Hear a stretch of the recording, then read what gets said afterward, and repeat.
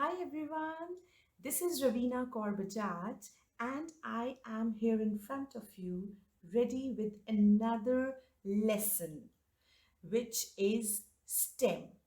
Now, what is STEM? STEM is science, technology, engineering, and maths. The four important parts that will be covered just in one lesson. Nowadays, STEM has become so important that any and every government has asked every lesson of science, especially science, to have all these important aspects because it is not a theoretical subject, it is totally a hands-on subject. That is why STEM is extremely important nowadays in any lesson that we conduct. Now comes one more addition to this letter, this word STEM, which is A. A is for arts, that makes science, technology, engineering, art, and mathematics. So the five main components that will be covered in just one lesson. Why STEM? Yes, STEM is important so that the children are able to explore, grow, think critically, and evaluate ideas to gain the understanding of why and how through all the hands on activities. So, without wasting any time, let's start this lesson, which is totally dedicated for kindergartners or grade ones. Let's get started. So, the topic for today is sink and float, and the learning objective is observe and record whether the objects sink or float. So, the children are going to observe and record whatever objects are given to them. Are those going to sink or are those going to float? We can ask them to look at the song on Sink and Float and enjoy as the starter activity of the lesson so that they are very well aware of what kind of activity will they do in the lesson. Now comes our observation chart.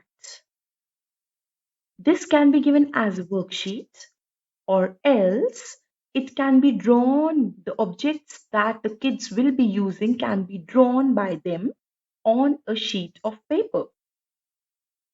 Here, the first column represents the object that they are going to use. The second column with yellow color boxes is the prediction column. Now, what is the meaning of the word prediction?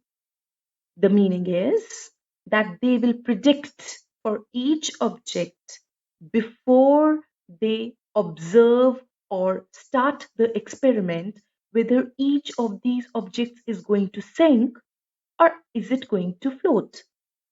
At the same time, we will have to tell the child that their prediction is never wrong because they haven't observed what is going to happen yet. So, whatever they write, whether sink or float, it does not matter if it is wrong or right. It's their prediction. Now, they will be asked to first predict and record over there what their thinking is. While we discuss about the objects with them to predict, at the same time, we will be asking some critical thinking questions from them. The first one will be, will the chocolate wrapper sink or float? Why? Do you think the pencil will sink or float? Why? What will happen to the handkerchief if we put it in the water? And why? What will happen to the toy car if we put it in the water? Will it sink or float? and why? So these are extremely important critical thinking questions that will help the child to think critically about each of the objects given to them. Now, again, they will be asked to keep the objects ready in front of them. On the other hand, they have to get ready with a glass bowl in front of them filled with water and all the four objects ready with them. They are going to first throw the wrapper in the bowl and observe what happens. Does it sink or does it float? Whatever they see, they will record their observation in the yellow boxes shown on the screen, which is the observation column. So that will be just on the spot what they predicted and what they observed, the difference between it. Next will go the pencil. They will observe, will the pencil sink or will it float? Then comes the handkerchief. What will happen to the handkerchief in the beginning? And if we keep it in the water for quite some time, what will happen next? And finally, the toy car. These questions will be asked them while they are doing that activity in front of them. And then at the same time, whatever happens, they will record in the observation column. Then finally, we as their educators, adults, we will tell them, let's observe together. Let's see what happened. And then we are going to discuss. Chocolate wrapper floats because it is light in weight. Pencil sank. What was the reason for that? Of course, because it is heavy. Then comes the handkerchief. It floats because it is light. But what happens after some time? It starts, it gets fully wet, but still it keeps on floating. It doesn't go at the bottom. So it is lighter in weight. And finally, the toy car. It sank because, yes, it was heavy.